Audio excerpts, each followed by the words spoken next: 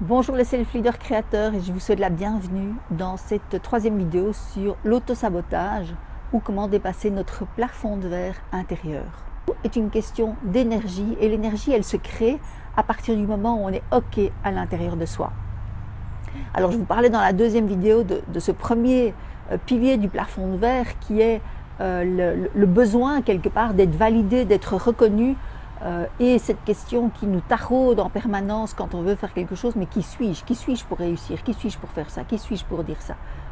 C'est une bonne question, mais peut-être que la question demande une réponse autre que celle de commencer à plancher sur nos multiples compétences ou celle qui est de nous proposer de faire autre chose. Non, c'est d'aller regarder à l'intérieur de soi ce avec quoi on n'est pas encore OK. Et là, il s'agit essentiellement de créer son socle d'estime de soi. Alors dans cette vidéo, je voudrais avec vous passer en revue les deux autres piliers qui soutiennent notre plafond de verre et qui fait que nous ne regardons pas parfois notre vie que au travers d'une vitre fumée et que nous sommes donc juste en deçà de notre potentiel, en deçà de notre capacité créatrice, en deçà de notre potentiel de réalisation. Alors le deuxième pilier, le deuxième pilier, il s'intéresse à nos peurs profondes et le mythe qu'il y a derrière ça, c'est le mythe de la perfection. Le mythe, tu dois être parfait et ne pas te planter. C'est donc l'interdiction du droit à l'échec. Alors là, la barre, elle est vachement haute. Ça veut dire que nous n'avons plus aucune capacité de tester quelque chose. On doit être nickel du premier coup et avoir la garantie sur papier que l'on va réussir. Ça, malheureusement, c'est pas important. Parce que justement, si on ne réussit pas quelque chose, c'est ça qui est magique. C'est que si on ne se donne pas le droit de se tromper, on ne se donne pas le droit de comprendre que l'on a quelque chose à l'intérieur de soi encore à traverser, à modifier, à transformer. Parce que l'échec nous dit simplement, regarde encore une fois l'énergie avec laquelle tu as fait ça. L'énergie que tu as mis dans cette action, dans cette relation, dans cette situation. Et ça te dira à l'intérieur ce que tu as comme frein, ce que tu as comme peur, qu'il est encore temps de dépasser. Donc le deuxième pilier, c'est encore une invitation à nous transformer de l'intérieur. Oui, et c'est en tout cas d'y aller. C'est de nous donner cette autorisation d'être quelqu'un en pleine évolution. Parce qu'aujourd'hui, et plus encore aujourd'hui qu'hier, nous sommes obligés de passer par des essais, par des erreurs, parce que tout est à réinventer. Il n'y a plus de codes qui fonctionnent. Les codes sociaux, les codes relationnels, les codes amoureux, les codes d'entrepreneurs sont à réinventer. Et donc nous devons aller par essais-erreurs. Le troisième pilier, je l'adore.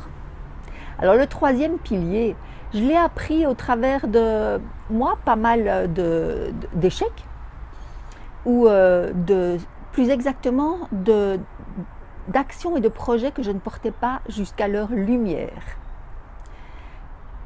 Parce que on sait en soi que toute action est transformatrice. Mais la question du troisième pilier, c'est est-ce que tu vas tenir sur la longueur?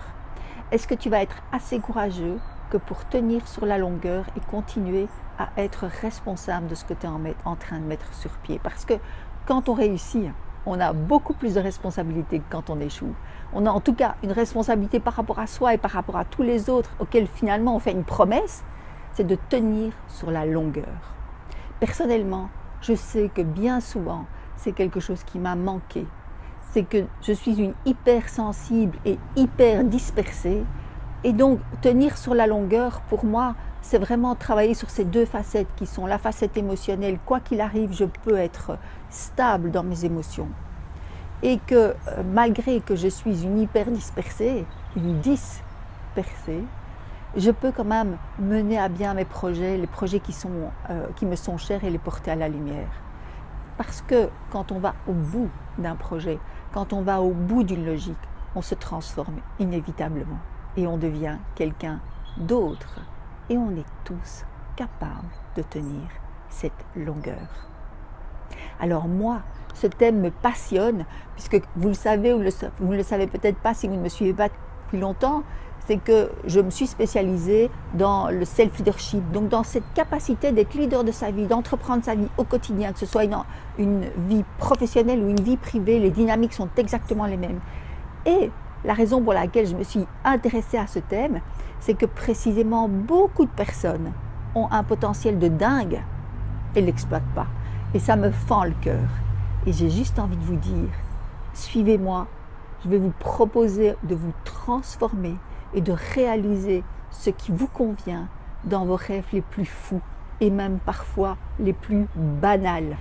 Mon souhait, c'est vraiment de vous permettre d'aller là où vous avez décidé d'aller. À tout bientôt, je vous souhaite une belle journée. Au revoir.